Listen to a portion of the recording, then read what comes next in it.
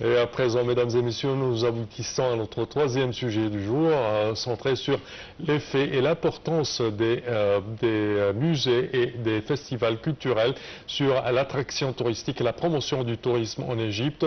Et pour cela, nous avons le plaisir d'accueillir dans notre studio Madame Ola Gamal, qui est guide touristique. Bonjour et bienvenue. Bonjour, comment allez-vous? Ça va, merci. Alors premièrement, juste avant d'entamer notre discussion, nous avons un petit commentaire, chers téléspectateurs, pour parler plus sur les faits. Alors les musées modernes et les festivals culturels jouent un rôle clé dans la promotion du tourisme. La combinaison de ces deux formes d'activité crée une expérience touristique complète, mêlant apprentissage, divertissement et immersion culturelle. Pour plus de détails, voici un commentaire.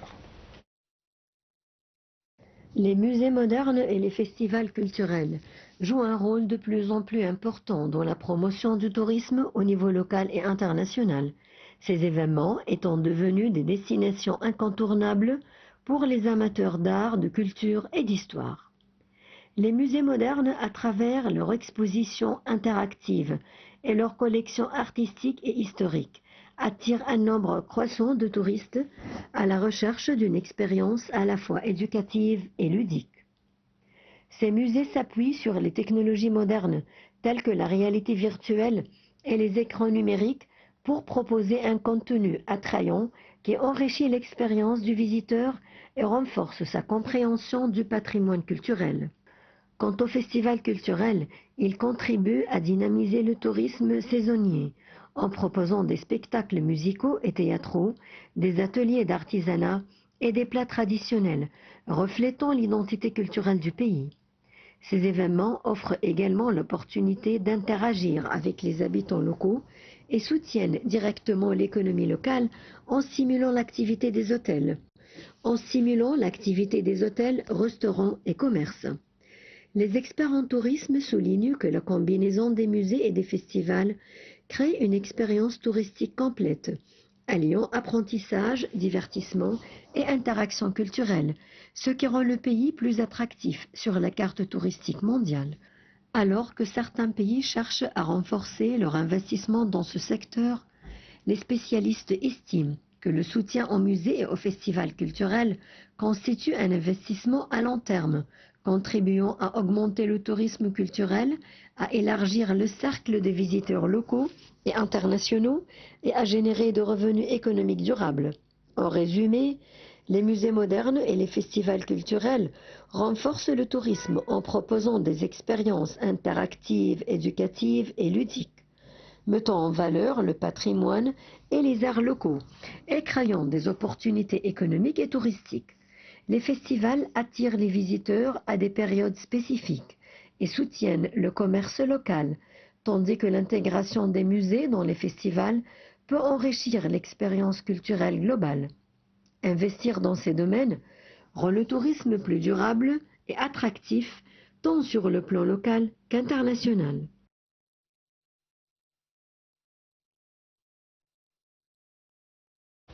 Et à présent, mesdames et messieurs, nous avons le plaisir d'accueillir dans notre studio Madame Ola Gamal, qui est guide touristique. Bonjour et bienvenue. Bonjour, merci. Alors, premièrement, quand on parle de l'importance des musées en tant qu'attraction touristique, depuis quelque temps, depuis à peu près 5 ans, l'Égypte a entrepris la rénovation et l'inauguration de nouveaux musées, tels que par exemple le musée de la civilisation égyptienne au Vieux-Caire, et également le nouveau musée égyptien, le grand musée égyptien.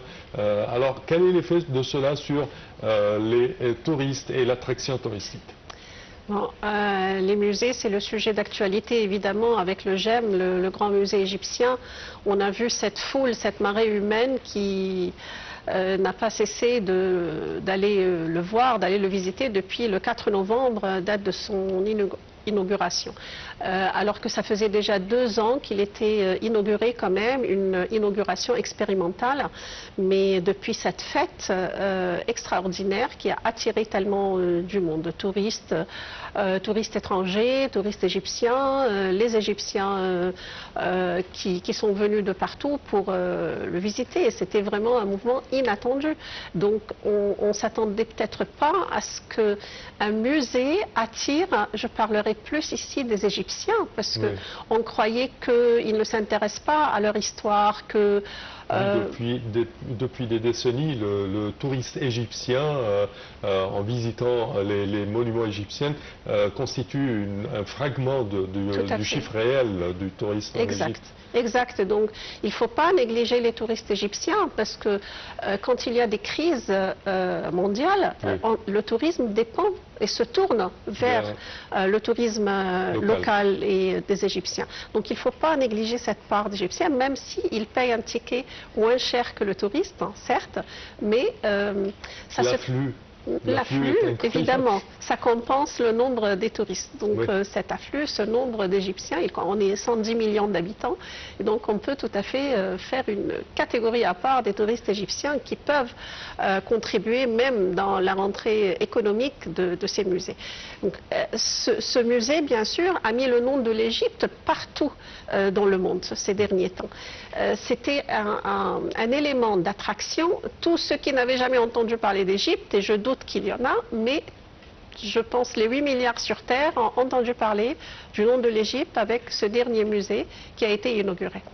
Donc ça, c'est une attraction évidemment très très importante.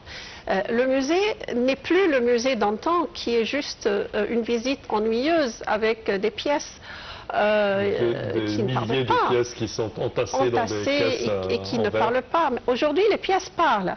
Les pièces sont mises en valeur. Il y a toute cette technologie qui leur donne vie.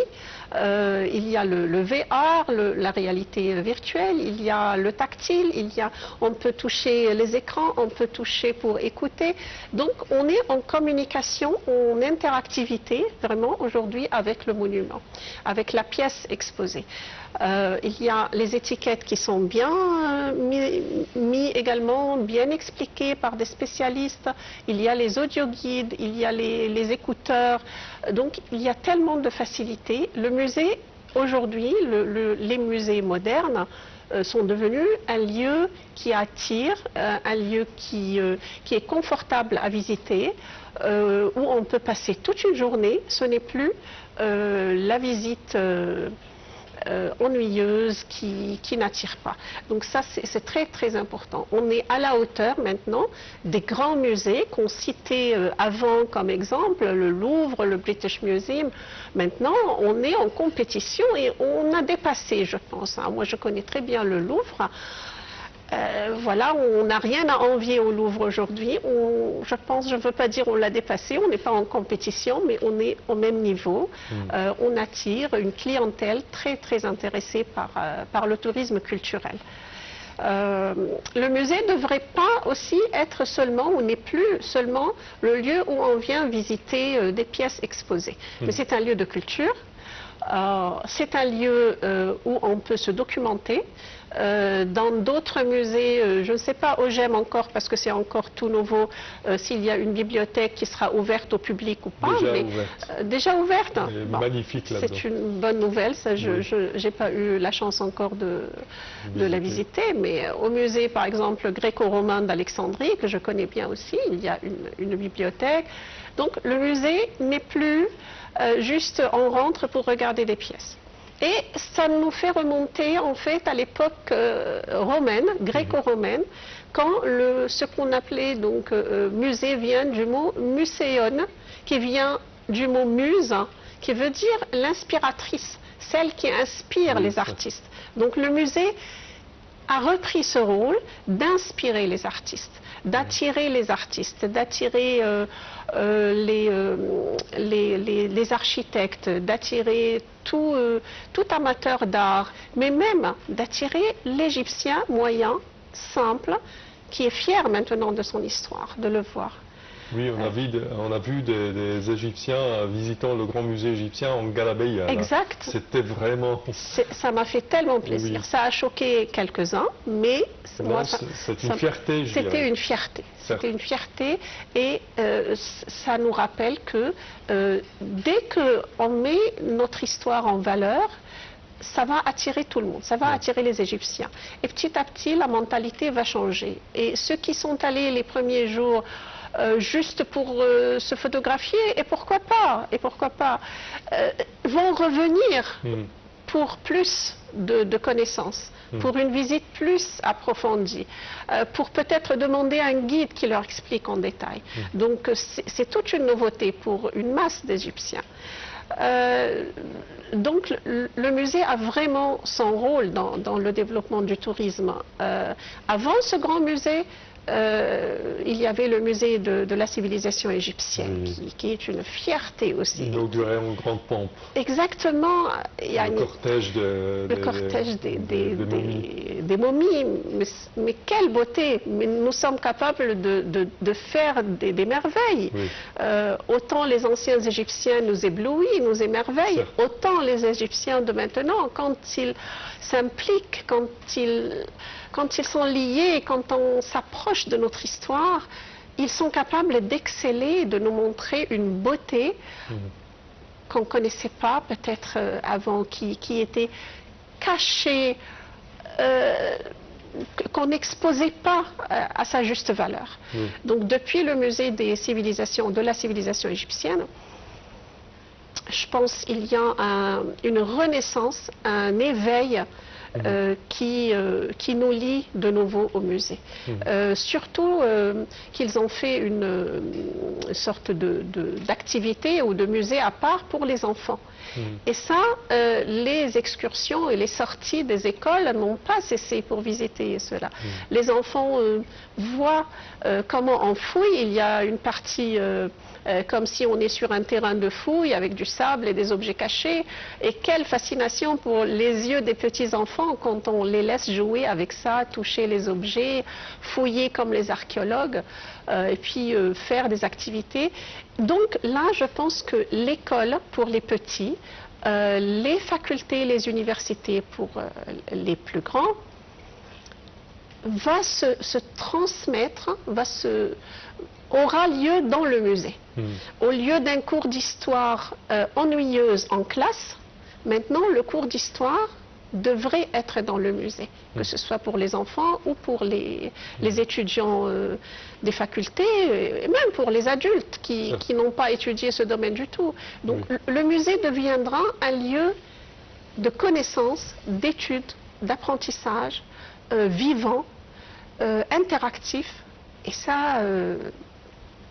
tellement intéressant. C'est tellement intéressant. Et... Également, un autre musée, un grand musée de l'Alexandrie qui vient d'être réouvert après sa restauration. Vous me disiez que c'est 15 ans qu'il a été restauré, le musée gréco-romain. Alors, quel est l'effet de cela sur les visiteurs de l'Alexandrie et les touristes? Bon, ce musée, je le connais depuis très longtemps, depuis mes études universitaires, donc je ne vais pas dire l'année, mais depuis assez longtemps. Il était vraiment très vieux déjà, parce que, si je me souviens bien, il date des débuts des 1900. Hein, je ne me souviens pas de la date exacte, mais il était devenu très vieux, très poussiéreux. Et puis, ils l'ont fermé et on était très malheureux parce que moi, je suis originaire d'Alexandrie et à l'époque, j'étais à Alexandrie. Donc, pendant nos études universitaires, il fallait bien passer par la visite de ce musée. Ils l'ont fermé un certain temps et puis la durée a prolongé. Hein, c'est devenu 15 ans, 16 ans peut-être, je ne sais plus exact. Mais à l'ouverture, je pense que tout le monde s'est rué sur Alexandrie. Tout comme pour le grand musée égyptien qu'on vient de voir il y a quelques semaines. Tout le monde s'est rué. Allez, on va aller voir le nouveau musée d'Alexandrie. Donc ça a attiré d'abord peut-être les Égyptiens, parce que malheureusement, Alexandrie n'est pas dans tous les programmes des touristes étrangers. Les agences de voyage devraient maintenant revoir leur programme, parce que le programme, c'est toujours ce programme classique, 2 jours au Caire, la croisière Luxor-Assouan.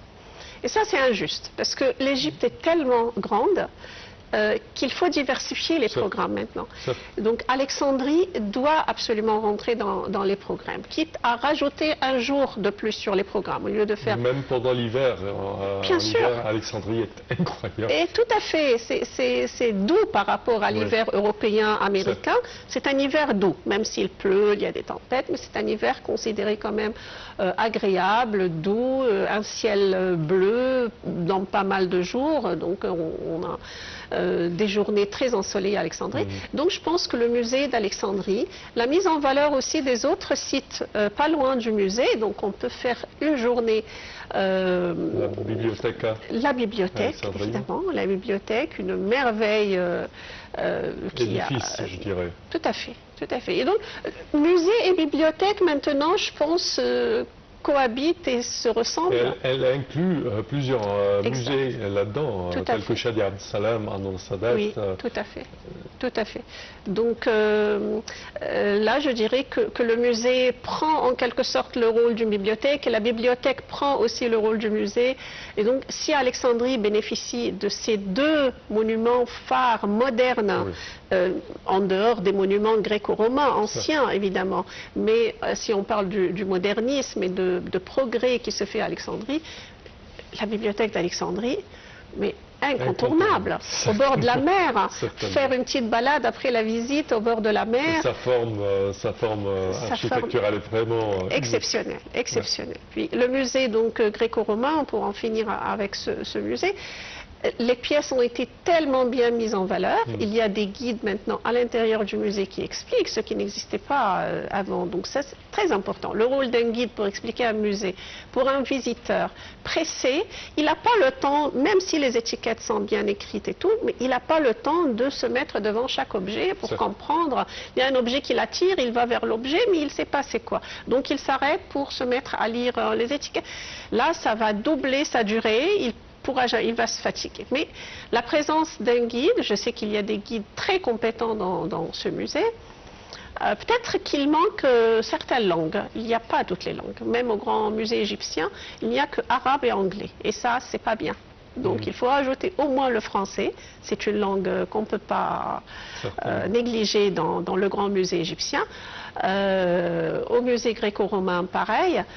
Donc là, il faut introduire des guides qui parlent différentes langues. Peut-être introduire même un audio-guide. L'audio-guide n'est pas contre les guides, absolument pas. Parce que l'audio-guide va servir souvent aux touristes individuels. Celui qui vient avec une agence, il est avec une agence. Donc, il ne va pas s'en servir de l'audio-guide. Il prendra juste les écouteurs et c'est une facilité très importante. Au lieu de crier pour faire entendre son groupe, maintenant, les écouteurs, j'apprécie énormément cette nouveauté qui n'existait pas il y a quelques années, quand je pratiquais encore. Donc voilà, ça c'est des nouveautés qui sont très très importantes. Je pense également qu'il y a d'autres musées à Luxor et à Assouan qui sont des thèmes, tels que par exemple le musée de la Nubie à Assouan ou le musée des momies à Luxor. Exact, tout à fait. Donc les musées régionaux se sont développés depuis très longtemps, depuis les années 60-70 à peu près. On a des musées régionaux. Le musée d'Assouan était une nouveauté aussi dans les années 90, magnifique pour Assouan. Il occupe une place au bord du Nil magnifique.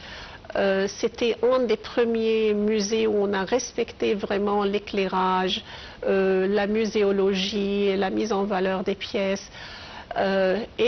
Assouan devait avoir son propre musée, avec tout ce qu'on a découvert autour d'Assouan, avec les temples sauvés de la Nubie. Il y avait beaucoup de choses à exposer. On a 22 monuments entre temples, chapelles et tombes qui ont été sauvés après la construction du haut barrage. Oui. Et il y avait beaucoup de pièces à exposer où on allait mettre tout ça. Donc le musée d'Assouan était un musée qui manquait à Assouan, qu'on a fait en respectant vraiment l'art de l'archéologie, l'art de l'architecture, un très beau bâtiment, l'emplacement, hein, donc vraiment il est au top avec l'exposition de toutes ces pièces trouvées dans la région d'Assouan. Donc on n'a pas importé des pièces trouvées ailleurs, mais il me semble que toutes les pièces, si je ne me trompe pas, viennent des objets du lac Nasser, des temples sauvés et de la région d'Assouan. Assouan qui s'étend jusqu'à Edfou. Quand on dit Assouan, ça englobe également la petite ville de Komombo au nord et de Edfou également. Donc il y a tellement de fouilles et des missions archéologiques qui travaillent dans ces régions. Et puis on les met juste dans ce qu'on appelle des réserves sur place. Ces réserves ne sont pas très bien protégées. Il y a souvent eu du vol, notamment pendant l'année 2011, il y a eu du vol de ces magasins. Donc les musées, c'est quand même essentiel, sont bien protégés, exposent bien les pièces, les gens y vont, ils visitent tranquillement. Voilà, donc il faut continuer à développer dans ce sens jusqu'à ce qu'on est arrivé avec le summum, évidemment, de notre grand musée égyptien. Donc il y avait un long chemin d'apprentissage sur les techniques, sur la technologie, sur la réalité virtuelle, sur les guides sonores, les guides voilà, audio, les écrans tactiles qui amusent les jeunes. Donc il faut que ça soit une visite amusante et qui attire les jeunes. Hein. On ne devrait pas critiquer et dire « Ah, ces jeunes qui vont, qui s'amusent, qui rient, qui rigolent. » Et pourquoi pas? C'est pas interdit de rire et de rigoler. Oui, certes, c'est une visite culturelle, il faut la respecter. Mais elle ne doit pas être monotone. Elle ne doit pas être monotone. Oui. On respecte tous les visiteurs, chacun, du moment où il ne dérange pas, où il respecte le monument, ça c'est évident, où on lui donne des instructions. Vous savez, nos jeunes Égyptiens, on ne leur a jamais appris à comment se comporter en visitant un musée. Oui. Donc, voilà. Pour revenir au musée de Luxor, c'est peut-être les années, combien ça, 97, 98 j'ai pas les dates vraiment en tête. Qui a été inauguré. Mais aussi, je me souviens que c'était un grand événement. Enfin, on a un musée à Luxor. Un musée dédié aux momies. Aux momies. Il y a quelques momies qui sont exposées dans ce musée. De nobles et de dignitaires. Oui, pas des musées, pas des momies royales. Ouais. Non, toutes les momies royales ont été transportées au Caire et dans le musée de la civilisation égyptienne aujourd'hui. Mais les pièces phares en fait du musée de Luxor, c'est l'époque de Akhenaton. Toutankhamon et Akhenaton. L'époque d'Akhenaton, il y avait beaucoup de pièces qui ont été trouvées à Karnak, dans le temple de Karnak, ce qu'on appelle les talatat, ça veut dire les trois, parce que chaque trois blocs formaient une scène. Et là, c'était des pièces insolites, extraordinaires, on ne savait pas quoi en faire. C'était des pièces réutilisées dans la construction d'un des pylônes de Karnak. On les a trouvées à l'intérieur du pylône, d'un des pylônes. Donc, c'est un monument tellement rare de trouver des pièces de l'époque d'Akhenaton. Donc là, ça occupe une grande partie de ce musée, en fait. Ils sont très bien exposés. Voilà, ça, c'est les nouveaux musées. Avant ces nouveautés des années 90, fin 90, il y a des musées régionaux à Minya. Il y a le musée de Aton, le dieu Aton de la région. Il y a... Par Akhenaton, si je ne me trompe pas. Tout à fait. Voilà, donc Minya, c'est avec Tal al-Amarna ou Akhet Aton. La capitale de Akhenaton. Voilà, qui avait abandonné Luxor face aux prêtres. La domination des prêtres d'Amon, et il a déménagé, il a fondé sa nouvelle capitale dans une terre, comme il le dit dans les textes, qui n'a jamais été habitée auparavant. Donc il fonde sa capitale et là il y a un musée qui porte le nom de ce dieu, de cette période-là, le dieu Aton, mais il est abandonné depuis un certain temps. Je ne sais pas les détails de son histoire, pourquoi il a été abandonné. Je viens de lire qu'on va l'aménager, qu'on va restaurer, s'en occuper vraiment de ça. Bonne nouvelle. Une très bonne chose. Quand on parle également d'attractions touristiques, on doit mentionner les festivals culturels, tels que par exemple le festival de la Citadelle de Saladin ou d'autres festivals qui sont observés par le ministère de la Culture. Moi je pense que surtout le son et lumière dans les monuments historiques a besoin d'être un tout petit peu plus aménagé pour être user-friendly, comme on dit en anglais. Ça a besoin d'être un tout petit peu ajourné avec la technologie de pointe et les derniers cris de la technologie peuvent vraiment, je pense, exercer une influence particulière sur ces monuments et ces spectacles. C'est vrai, tout à fait. Bon, les festivals, il y en a pas mal. Il y a, si on sort du Caire un petit peu, qui est le centre de toutes les festivités, notamment à la Citadelle, quand vous venez de dire, mais il faut aussi s'intéresser au sud.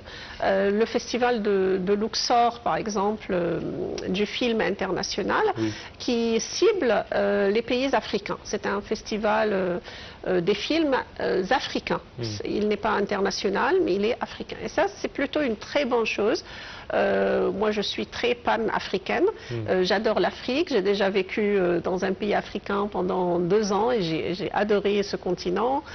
Il y a tellement du potentiel dans ce continent. Il faut un échange culturel. Pourquoi l'Europe, avec 26-28 pays, arrive à faire une Union européenne et nous, Africains, il ne faut pas oublier que l'Égypte est africain. Donc ça, il y a quelques-uns qui l'oublient. Mais nous sommes africains, il faut être fiers de cela. Donc là, c'est plutôt un joli projet que je trouve, le festival du film africain qui a lieu à Luxor. Donc on a bien ciblé la région, on a bien ciblé le public, on a ciblé notre continent. Je trouve ça un très bon choix. On a souvent dénigré le continent africain, on regarde toujours vers l'Europe, vers l'Amérique. Il faut développer maintenant le tourisme africain. Il y a d'autres festivals comme le festival d'Esmaïlia, par exemple, le festival folklorique de la danse. C'est un festival magnifique. Et là, c'est plutôt international. Et là, on trouve vraiment, c'est comme ce que j'ai vu en France, par exemple, dans les petits villages, les danseurs folkloriques avec leurs costumes folkloriques qui présentent dans les rues. Donc là, on n'est plus dans une salle fermée. On est dans la rue, c'est accessible à tout le monde. Le local peut le voir. On n'est pas obligé d'aller acheter un ticket, de réserver, de rentrer dans une salle. C'est dans la rue. Et ça, c'est vraiment quelque chose que j'ai beaucoup vu dans des petits villages en France. Parfois, je visite un village et j'apprends qu'il y a un festival aujourd'hui. Donc, on descend dans la rue, on regarde et C'est un émerveillement pour les touristes. Là. Exact, exact. Oui. Donc ça, c'est très joli. On devra faire ça un peu plus, mais dans les villes qui n'ont pas jusqu'à aujourd'hui bénéficié de tant d'attention. La ville d'Esna commence à... Ça c'est entre Luxor et Aswan, Esna et Komombo. Exactement. C'est à 40-50 km de Luxor, vers le sud. Esna commence à apparaître sur la surface du patrimoine en mettant en valeur par un projet financé par l'Union européenne, mettre en valeur ces vieilles maisons, c'est ce qu'on appelle des wekela, les caravansérails, mettre en valeur tous ces monuments qui ne sont pas tous des monuments de la période des anciens Égyptiens. Le plus ancien, c'est le temple de Khtoum. Là-bas, il ne reste malheureusement qu'une salle, la salle hypostyle, mais Esna a joué bien le jeu avec une aide financière qui a su mettre en valeur cela. Et pourquoi ne pas faire un festival culinaire à Esna, par exemple? Ils ont fait un très beau restaurant là-bas qui sert les plats traditionnels de Esna, que je ne connaissais pas. Donc j'ai visité il y a 2-3 mois Esna. J'ai vu un autre visage que je ne connaissais pas du tout, très bien mis en valeur. Donc un festival culinaire international, semi-international, pourquoi pas, il faut commencer. Je pense que les Français, par exemple, puisque je parle toujours des Français parce que c'est un pays que je connais bien, mais ils adorent manger. Hein, donc la gastronomie française, c'est quand même un thème et un sujet qui va attirer. Donc si on cible les touristes français pour un tourisme culinaire. Madame Rolla, malheureusement notre temps arrive à bout. Je tiens à vous remercier énormément de vos explications. Merci à vous. Je répète que vous êtes guide touristique. Je vous remercie. Merci à vous. Merci beaucoup. Chers téléspectateurs, c'est ainsi que prend fin notre édition d'aujourd'hui de Bonjour l'Égypte. Je vous remercie de votre attention et je vous donne rendez-vous demain à la même heure. Au revoir.